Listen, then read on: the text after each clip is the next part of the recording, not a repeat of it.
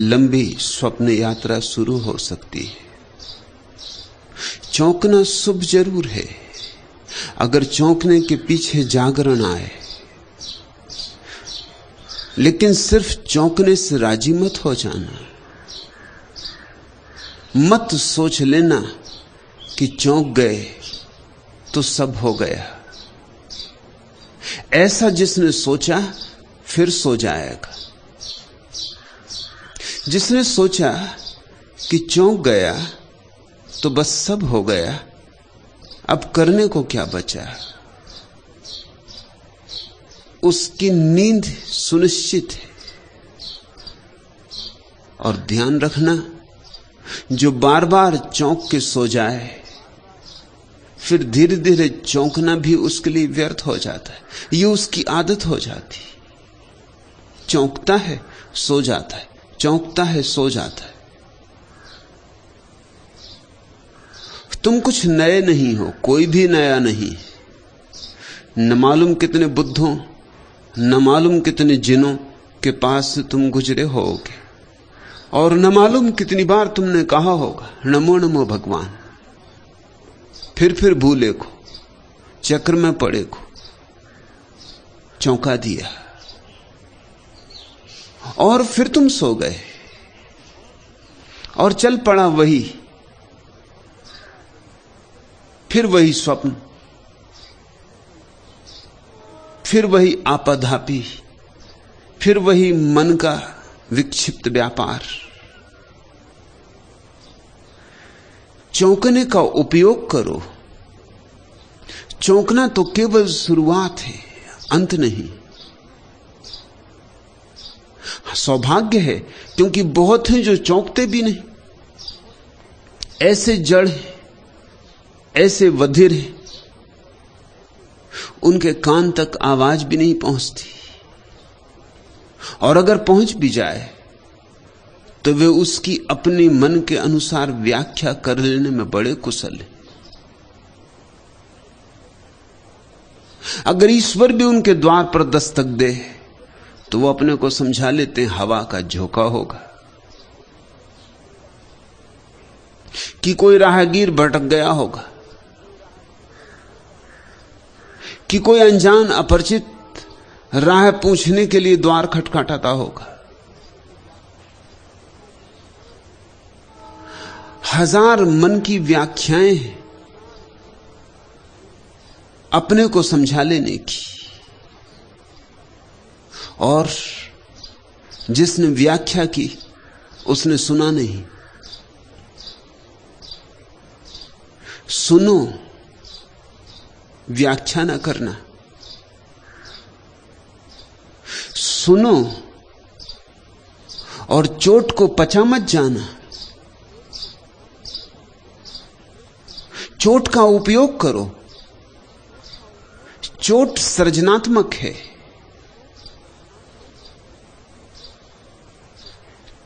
शुभ है कि ऐसी प्रतीति हुई, पर कितनी देर टिकेगी यह प्रतीति? हवा के झोंके की तरह आती हैं प्रतीतियां और चली जाती हैं, और तुम वैसे ही धूल धूसरित उन्हीं गड्ढों में,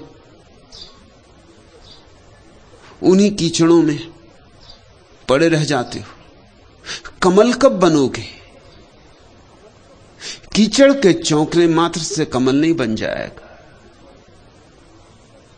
कीचड़ को गुजरना पड़ेगा एक रूपांतरण से, तो कमल जन्मेगा। चौंकी कीचड़ है, लेकिन कीचड़ ही है। बेहतर उनसे जिनके कान पर जूं भी नहीं रेंगती। लेकिन बहुत भेद नहीं है। ऐसा बहुत मित्रों को होता है, कोई बात सुन के एक झंकार हो जाती, कोई बात गुन के मन की वीणा का कोई तार छिड़ जाता, कोई गीत जग जाता। आया झोंका, गया झोंका, उतरी एक किरण और फिर खो गई। मुट्ठी नहीं बंधती, हाथ कुछ नहीं लगता, और बार बार ऐसा होता रहा तो फिर चौंकना भी व्यर्थ हो जाएगा, वह भी तुम्हारी आदत हो जाएगी। तो पहली बात तो यह है मोहन भारती कि शुभ हुआ, स्वागत करो, स्वयं को धन्यवाद दो कि तुमने बाधा न डाली। बरस भर पर फिर से सब ओर घटा सावन की घिराई, नाचता है मयूर वन में, मुग्ध हो सतरंगे पर खोल, कूक कोकिल की सब ओर, मृदुल स्वर में मधुमय रस घोल, सुभग जीवन का पा संदेश, धरा सुकुमारी सक्षाई, घटा सावन की घिराई। पल्लवों के घूंघट से झांक, पलक दोलों में कलियां झूल, झकोरों से मीठा अनुराग, मांगती घन अलकों में भूल, झरोखों से अंबर के मुख किसी की आंखें मुस्काई, घटा सावन की घिराई। खुले कुंतल से काले नाग, बादलों के छितराए आज, तड़ित चपला की उज्जवल रेख, तिमिर घनमुख का हीरक ताज, उड़े भावों के मृदुल चकोर, बरस भर पर बदली आई, घटा सावन की घिराई। लेकिन घटा बीत न जाए, हवा उसे उड़ा ना ले जाए, बरसे। घटा के आ जाने भर से सावन नहीं आता, घटा के बिना आए भी सावन नहीं आता। लेकिन घटा के आ जाने भर से सावन नहीं आता, बरसे, जी भर के बरसे। नहा जाओ तुम, सब धूल बह जाए तुम्हारे चित्त के दर्पण की। प्रीतिकर लगती हैं बातें विवेक की, स्मृति की, सुरति की, आत्मस्मरण की, जागृति की, लेकिन बातों से क्या होगा? बातें तो फिर बातें ही हैं, कितनी ही प्रीतिकर हों, नहीं उनसे पेट ना भरेगा, मांस मज्जा ना बनेगी। सुंदर सुंदर शब्द तुम्हें ज्ञानी बना देंगे, ध्यानी ना बनाएंगे, और जो ध्यानी नहीं उसका ज्ञान दो कौड़ी का है, उसका ज्ञान बासा है, उधार है। ऐसे तो शास्त्रों में ज्ञान भरा पड़ा है, पढ़ लो, संग्रहित कर लो, जितना चाहो उतना कर लो, वेद कंठस्थ कर लो, तो भी तुम ही रहोगे। वेद कंठ में ही अटका रह जाएगा, तुम्हारे हृदय तक उसकी जलधार न पहुंचेगी। सिर्फ ध्यान पहुंचता है हृदय तक, ज्ञान नहीं पहुंचता। ज्ञान तो मस्तिष्क में ही बोझ बन के रह जाता है। ज्ञान पांडित्य को तो जन्म देता है, प्रज्ञा को नहीं, और प्रज्ञा है जो मुक्ति लाती। मुझे सुन के भी ऐसी भूल मत कर लेना, मेरे शब्द तुम्हें प्यारे लगे तो तुम उन्हें संग्रहित करोगे, प्यारे लगे तो संभाल के रखोगे, संजो के रखोगे, मस्तिष्क की मंजूसा में बहुमूल्य हैं, ताले डाल के रखोगे। इससे कुछ भी ना होगा, एक नए तरह का पांडित्य पैदा हो जाएगा। तुम जैसे थे वैसे के वैसे रह जाओगे। घटा आई, सावन ना आया। घटा आई और हवाएं उड़ा ले गईं बदली को। तुम रूखे थे, रूखे रह गए। अमृत बरसना चाहिए, और अमृत उन्हीं पर बरसता है जिनके हृदय ध्यान की पात्रता को पैदा कर लेते। शब्दों से मत तृप्त होना। ईश्वर शब्द ईश्वर नहीं है, और न ध्यान शब्द ध्यान है, न प्रेम शब्द प्रेम है। मगर शब्द बड़ी भ्रांति पैदा करवा देते। हम शब्दों में जीते। मनुष्यता की सबसे बड़ी खोज शब्द है, भाषा। और चूंकि मनुष्य की सबसे बड़ी खोज भाषा है, इसलिए मनुष्य भाषा में जीता है। प्रेम की बात करते करते भूल ही जाती है ये बात कि प्रेम हुआ नहीं अभी। बात करते करते भरोसा आने लगता है। बहुत बार दोहराने से आत्मसम्मोहन हो जाता है। लेकिन प्रेम कुछ बात और है, स्वाद उसका कुछ और है। पियोगे तो जानोगे। प्रेम शराब है, मदमस्त होगे तो जानोगे। और ध्यान दूसरा पहलू है प्रेम का। एक ही सिक्का है, एक तरफ ध्यान, एक तरफ प्रेम। और दो ही तरह के लोग हैं इस दुनिया में। या तो ध्यान से जाना जाएगा सत्य, तब जागो। तब ये शब्द जो तुमने सुने और तुम्हें प्रीतिकर लगे, विवेक, स्मृति, सुरति, आत्मस्मरण, जागृति, इन सारे शब्दों में एक ही बात है, जागो। जो भी करो जागरूकता से करो। उठो, बैठो, चलो, लेकिन स्मरण न खोए, बोध न खोए। यंत्रवत मत चलो, मत उठो, मत बैठो। महावीर ने कहा है, विवेक से चले, विवेक से उठे, विवेक से बैठे। एक एक कृत्य जागृति के रस से भर जाए।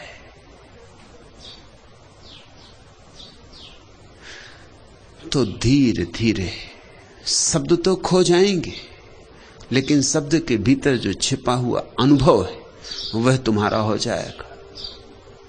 एक तो रास्ता है ऐसा, और एक रास्ता है कि डूबो प्रेम में, मस्ती में, प्रार्थना में, पूजा में, अर्चना में। उल्टी दिखाई पड़ती हैं बातें। एक में जागना है, दूसरे में डूबना है, लेकिन दोनों एक ही जगह ले आती, क्योंकि दोनों में एक ही घटना मूलतः घटती है। जैसे ही तुम पूरी तरह जागते हो, अहंकार नहीं पाया जाता। जागृत चैतन्य में अहंकार की कहीं छाया भी नहीं मिलती, कहीं पद चिन्ह भी नहीं मिलते। अहंकार तो अंधेरे में जीता है, रोशनी होते ही खो जाता है। अहंकार अंधेरे का अंग है, अंधकार ही अहंकार है। जैसे ही तुमने जागरण का दिया जलाया, ज्योति उमगी, पाओगे भीतर कोई अहंकार नहीं हो। तुम तो हो, लेकिन कोई मैं भाव नहीं। अस्तित्व है, लेकिन अस्मिता नहीं है। और अगर प्रेम में डूबे, भक्ति में डूबे, भाव में डूबे, प्रार्थना में डूबे, तो भी अहंकार गया, डूबने से गया। जिसने जाके चढ़ा दिया परमात्मा के चरणों में अपने को, चढ़ाते ही वह नहीं बचा। यद्यपि विपरीत दिखाई पड़ती हैं दोनों बातें, ध्यान और प्रेम, और आज तक मनुष्य जाति के इतिहास में कोई चेष्टा नहीं हुई कि ध्यान और प्रेम को एक साथ जोड़ा जा सके। बुद्ध ध्यान की बात करते हैं, मीरा प्रेम की बात करती है, महावीर ध्यान की बात करते हैं, चैतन्य प्रेम की बात करते हैं। दोनों के बीच कोई तालमेल नहीं बैठ सका, कोई सेतु नहीं बन सका। बनना चाहिए सेतु, क्योंकि दोनों में कुछ विरोध नहीं है, दोनों का परिणाम एक है। यात्रा पथ भिन्न हो भला, मंजिल एक है, गंतव्य एक है। कोई अपने को डुबा के खो देता है, कोई अपने को जगा के खो देता है। दोनों हालत में अहंकार खो जाता है, और अहंकार खो जाए तो परमात्मा ही शेष रह जाता है। यद्यपि ध्यानियों और प्रेमियों की भाषा भी अलग अलग होगी स्वभावतः। जिसने ध्यान से सत्य को पाया है वो परमात्मा की बात ही नहीं करेगा, क्योंकि जिसने ध्यान से सत्य को पाया है वो आत्मा की बात करेगा। वो कहेगा अप्पा सो परमप्पा, वो कहेगा आत्मा ही परमात्मा है। इसलिए महावीर और बुद्ध ईश्वर को स्वीकार नहीं करते, इसलिए नहीं कि नहीं जानते, मगर उनके लिए ईश्वर ध्यान के मार्ग से उपलब्ध हुआ है। ध्यान के मार्ग पर ईश्वर का नाम आत्मा है, स्वरूप है। और जिसने भक्ति से जाना है, मीरा ने या चैतन्य ने, जिन्होंने प्रेम के मार्ग से जाना है, उनके मार्ग पर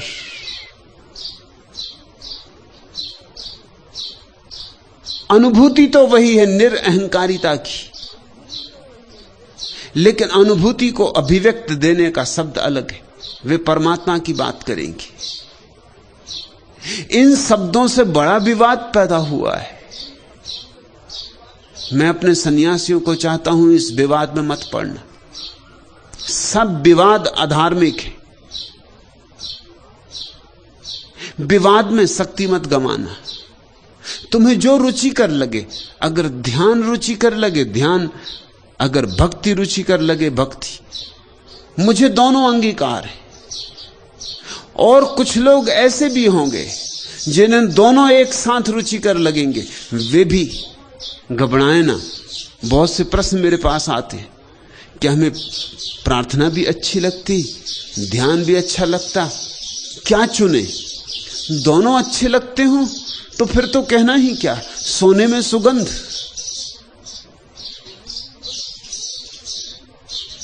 फिर तो तुम्हारे ऊपर ऐसा रस बरसेगा जैसा अकेले ध्यानी पे भी नहीं बरसता और अकेले भक्त पे भी नहीं बरसता।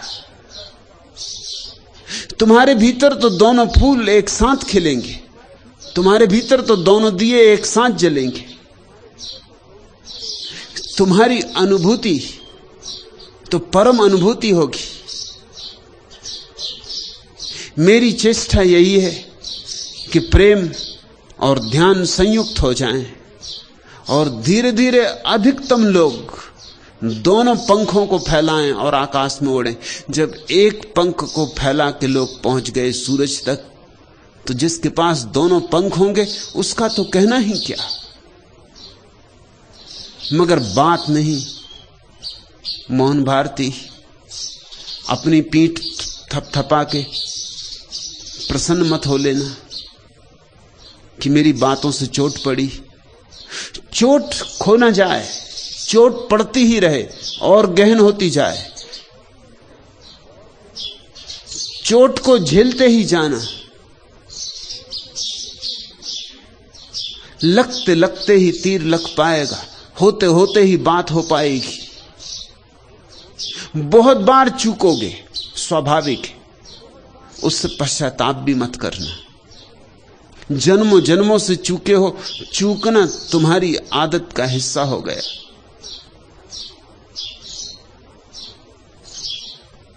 घबराना भी मत, क्योंकि जो पहुंचे हैं वे भी बहुत चूक चूक कर पहुंचे। कोई महावीर तुमसे कम नहीं चूके थे, कोई दरिया तुमसे कम नहीं चूके थे। अनंत अनंत काल तक चूकते रहे, पर फिर एक दिन पहुंचना हुआ। तुम भी अनंत काल से चूकते रहे हो, एक दिन पहुंचना हो सकता है। और चूकने वाले पहुंच गए, तुम भी पहुंच सकते हो। मगर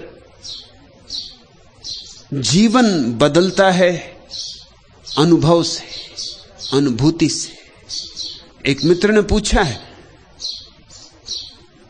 कि आपने कहा कि जड़वत गायत्री का पाठ करते रहने से कुछ सार नहीं, तो उन्होंने कहा है कि मैं तो यहां आपके आश्रम में भी लोगों को जड़वत ध्यान करते देख रहा हूं, इससे क्या सार है? भाई मेरे, तुमने ध्यान किया, तुम कैसे देखोगे दूसरों को कि वे जड़वत ध्यान कर रहे हैं या आत्मवत?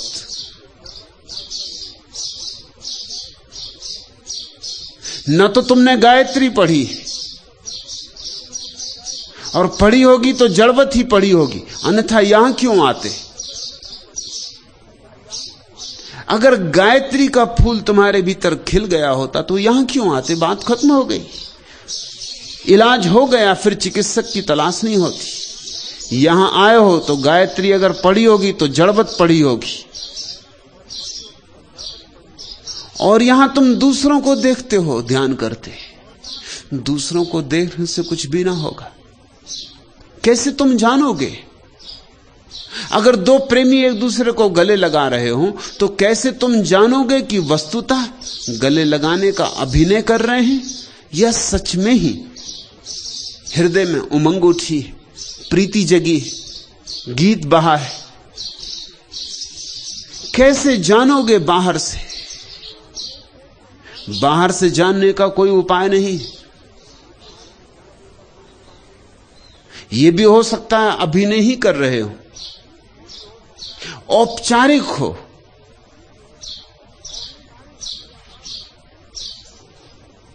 क्रियाकांड हो। यह भी हो सकता है कि वस्तुतः भीतर आनंद जगा हो, मगर बाहर से जानने का कोई उपाय नहीं। तुम भी थोड़ा नाचो, गाओ, गुनगुनाओ। इतने दूर आ ही गए हो तो ऐसे थोथे प्रश्न पूछ के वापस मत लौट जाना। ये प्रश्न तो तुम वहीं पूछ सकते थे। यहां आ गए हो तो थोड़ी यहां की शराब पियो, चखो, और फिर इससे क्या फर्क पड़ता है कि और दूसरे जड़वत कर रहे हैं? तुमने कोई ठेका नहीं लिया किसी के मोक्ष का। तुम अपना मोक्ष संभाल लो, इतना काफी है। अगर तुम्हारे भीतर ध्यान जग जाए तो सारी दुनिया जड़वत करती हो, ध्यान तो करने दो, चिंता ना लो। तुम्हारे भीतर जग जाए ध्यान, तुम पालोगे। इतना ही तुम्हारा दायित्व है, इतनी ही परमात्मा की तुमसे अपेक्षा है कि तुम खिल जाओ, कि तुम्हारी सुगंध बिखर जाए हवाओं में, कि तुम ऐसे बीज की तरह बंद ही बंद न मर जाना। देखा होगा लोगों को नाचते, ध्यान करते, सोचा होगा ये भी सब जड़वत हो रहा है। कैसे पहचानोगे? बुद्ध भी ऐसे ही चलते हैं जैसे कोई और आदमी चलता है। ऐसे ही तो पैर उठाएंगे, ऐसे ही तो हाथ हिलाएंगे, ऐसे ही तो उठेंगे, ऐसे ही तो बैठेंगे, मगर भीतर एक भेद है। और भेद इतना बारीक, इतना नाजुक कि जो भेद को अनुभव करेगा वही जानेगा।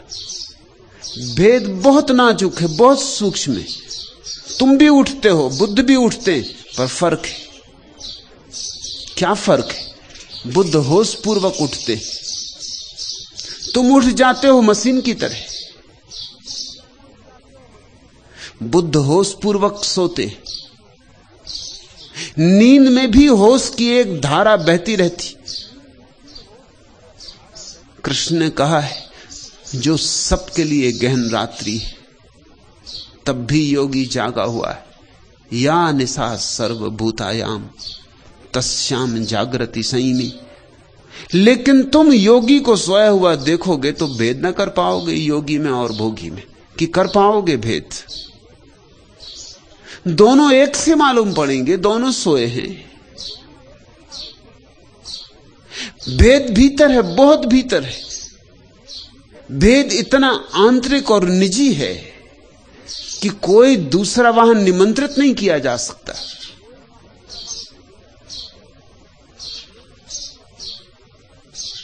उस अंतरतम में तो तुम अपने ही भीतर डुबकी मारोगे तो उतर पाओगे।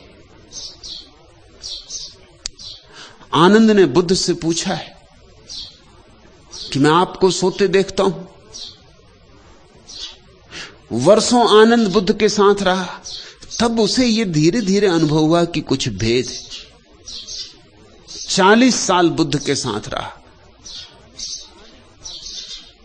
40 साल बुद्ध की सेवा में रत रहा, सुबह से लेकर रात तक, जब तक बुद्ध सो न जाए तब तक बिस्तर पर न जाए। जिस कक्ष में बुद्ध सोए वहीं सोता था। रात कब जरूरत पड़ जाए, कभी नींद ना आती होगी, कभी नींद देर से आती होगी, तो बुद्ध को सोया हुआ देखता रहता था। वर्षों बाद यह ख्याल आया कि थोड़ा सा कुछ भेद मालूम पड़ता है, मगर वो भी धुंधला धुंधला। बुद्ध से पूछा उसने, मेरे सोने में और आपके सोने में भी क्या कुछ भेद है? खैर, जागने में तो मेरे और आपके भेद है। मुझे कोई गाली दे तो दुख होता, क्रोध होता, आपको कोई गाली दे तो क्रोध नहीं होता, दुख नहीं होता।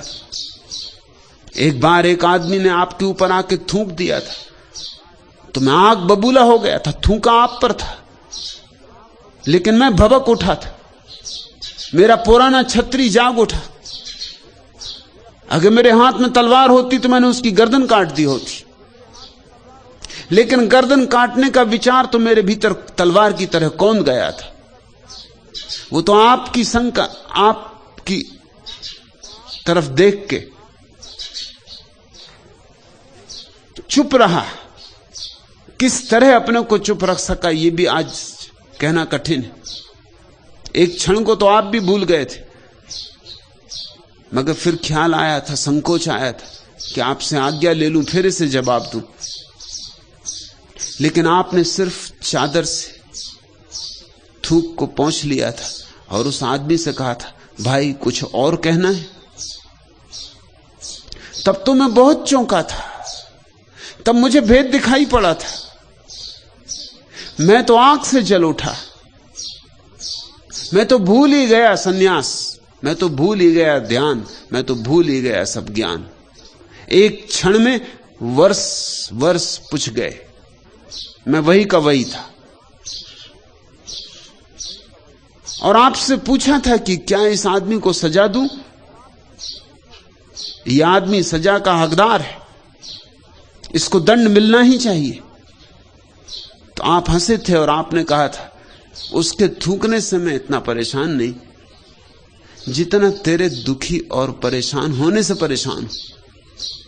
यह तो अज्ञानी है, क्षम्य है, मगर तू तो कितने दिन से ध्यान की चेष्टा में लगा है, अभी तेरा ध्यान इतना भी नहीं पका।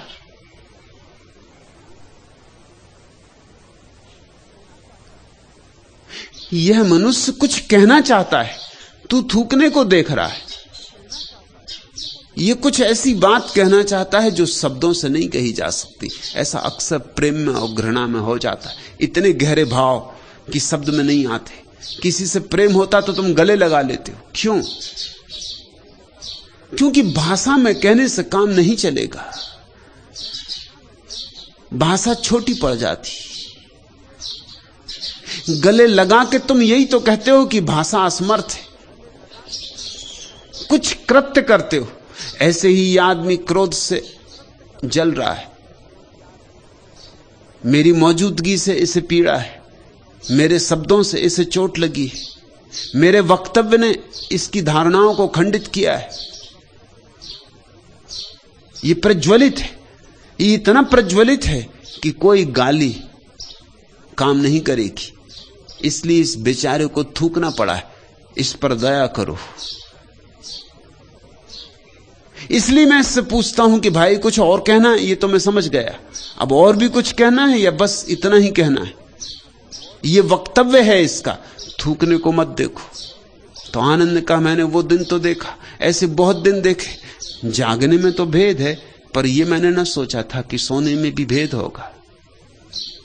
लेकिन कल रात देर तक नींद ना आई, बैठकर मैं आपको देखता रहा। पूरा चांद आकाश में था, वृक्ष के नीचे आप सोए थे। उस चांद की रोशनी में आप अद्भुत सुंदर मालूम होते थे। तब अचानक बिजली जैसे कौंध गई। ऐसा मुझे ख्याल आया, कितने वर्ष हो गए आपको सोते देख के ये बात मुझे कभी पहले क्यों ना याद आई कि आप जिस आसन में सोते, रात भर उसी आसन में सोए रहते हैं, बदलते नहीं। जहां रखते हैं पैर सोते समय, वहीं रहता है रात भर पैर। जहां रखते हैं हाथ, वहीं रहता है रात भर हाथ। करवट भी नहीं बदलते। सुबह उसी आसन में उठते, तो सोते हैं कि रात भर अपने को संभाले रखते? क्योंकि जो आदमी सोएगा करवट भी बदलेगा। बुद्ध ने कहा शरीर सोता है, मैं तो जाग गया हूं, मैं जागा ही हुआ हूं, मगर इस जागने को तुम कैसे जानोगे? आनंद ने सुन लिया, श्रद्धा थी तो मान भी लिया, लेकिन जानोगे कैसे? पता नहीं बुद्ध झूठ कहते हो,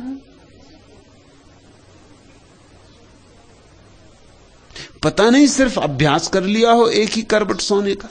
आखिर सर्कस में लोग क्या क्या अभ्यास नहीं कर लेते। तुम भी कर सकते हो एक ही करवट सोने का अभ्यास।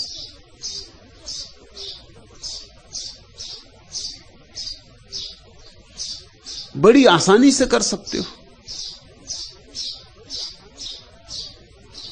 मैं यही बात एक मित्र से कह रहा था, वो कहने लगे कैसे अभ्यास हो जाएगा एक ही करवट सोने का। मैंने उनसे कहा कि पीठ में एक पत्थर बांध के सो जाओ, जब भी करवट बदलोगे तभी तकलीफ होगी। तकलीफ से बचने में अपने आप अभ्यास हो जाएगा। जिद्दी थे, अभ्यास किया। कोई 40 दिन बाद मुझे आके कहा कि आप ठीक कहते, अब एक ही करवट सोता हूं, क्योंकि वो पत्थर जो बंधा पीठ से, जब भी करवट बदलो तब तकलीफ होती और नींद टूट जाती। अब तो धीरे धीरे नींद में भी उस पत्थर की मौजूदगी जरूर अचेतन में छाया डालने लगी होगी। तो कौन जाने बुद्ध ने अभ्यास ही किया हो, बाहर से कैसे जानोगे? उतरो, ध्यान का थोड़ा स्वाद लो। यहां जो भी हो रहा है जड़वत नहीं हो रहा है।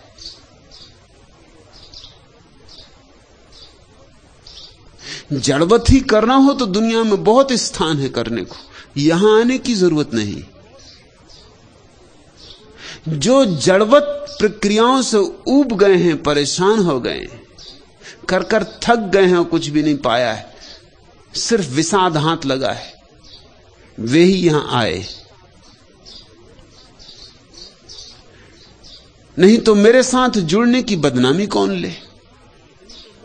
मेरे साथ जुड़ने का उपद्रव कौन सहे? उतनी कीमत वही चुकाता है जो बहुत बहुत द्वार खटखटा चुका है और जिसे अपना मंदिर अभी नहीं मिला है। लेकिन खड़े होकर दूर से मत देखते रहना, नहीं तो तुम यही ख्याल लेके जाओगे कहीं गायत्री हो रही है, यहां ध्यान हो रहा है, मगर सब जड़वत। कैसे तुमने ये निर्णय ले लिया कि ये जड़वत हो रहा है? जरा लोगों की आंखों में देखो, जरा लोगों के आनंद में झांको, उनकी मस्ती को थोड़ा पहचानो। मगर वह पहचान भी तभी होगी जब भीतर तुम्हारे भी थोड़ी नई हवाएं बहें, सूरज की नई किरणें उतरे, तुम्हारा मन मयूर नाचे। तब मोहन भारती चौंक गए। सुबह घटा घिराई, सुबह मंगलगान करो, पर घटा बरसे। बहुत हो चुकी देर ऐसे भी, अब घटा बिना बरसे ना जाए। ये अमीरस बरसे, तुम इसमें भीगो और भीगने लगोगे तो पाओगे अंत नहीं।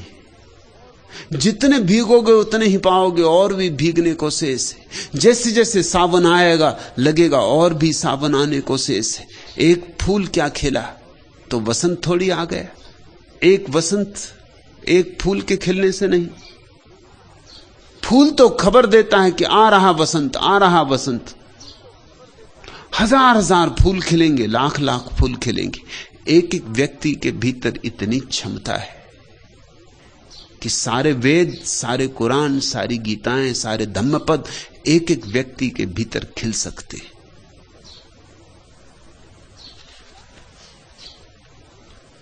दूसरा प्रश्न, मानव जीवन की संतों ने इतनी महिमा क्यों गाई है? चेतन प्रेम। पहली बात, जीवन ही महिमावान है। जीवन परमात्मा की अपूर्व भेंट है। जीवन प्रसाद है। तुमने कमाया नहीं, तुम गमा भला रहे हो, मगर कमाया तुमने नहीं। उतरा है तुम पर किसी अज्ञात लोक से, बरसा है। तुमसे किसी ने पूछा तो ना था कि होना चाहते हो या नहीं। पूछता भी कैसे जब तुम थे ही नहीं, तो तुमसे पूछता कोई कैसे? जीवन अपने आप में महिमावान है। जीवन से फिर सारे द्वार खुलते, फिर ध्यान के और प्रेम के और मोक्ष के और निर्वाण के सारे द्वार जीवन से खुलते हैं। जीवन अवसर है, महत अवसर है। चाहो बना लो, चाहे मिटा दो, चाहे गा लो गीत, चाहे तोड़ दो बांसुरी, जीवन महान अवसर है। तो पहली तो बात, जीवन ही अपने आप में अपूर्व है। फिर मनुष्य जीवन तो और भी अपूर्व, क्योंकि वृक्ष यद्यपि जीवित है पर बड़े संकीर्ण अर्थों में, और पक्षी भी जीवित है थोड़े वृक्ष से ज्यादा, लेकिन फिर भी बड़ी सीमा है। पशु भी जीवित है, पक्षियों से शायद थोड़े ज्यादा, लेकिन फिर भी बड़ी सीमा है। मनुष्य इस पृथ्वी पर सबसे ज्यादा संभावनाओं को लेकर पैदा होता है। मनुष्य इस जगत में सबसे बड़े फूलों के बीज लेकर पैदा होता है। इसलिए मनुष्य जीवन की महिमा गाई है। चौराहा है मनुष्य का जीवन, वहां से रास्ते चुने जा सकते, वहां से नरक का रास्ता भी चुना जा सकता है और स्वर्ग का भी, और रास्ते पास पास हैं। एक ज़ेन फकीर के पास जापान का सम्राट मिलने गया था। सम्राट की अकड़, झुका भी तो भी झुका नहीं, औपचारिक था झुकना। फकीर से कहा, मिलने आया हूं, सिर्फ एक ही प्रश्न पूछना चाहता हूं। वही प्रश्न मुझे मथे डालता है। बहुतों से पूछा है, उत्तर संतुष्ट करे कोई ऐसा मिला नहीं। आपकी बड़ी खबर सुनी कि आपके भीतर का दिया जल गया है।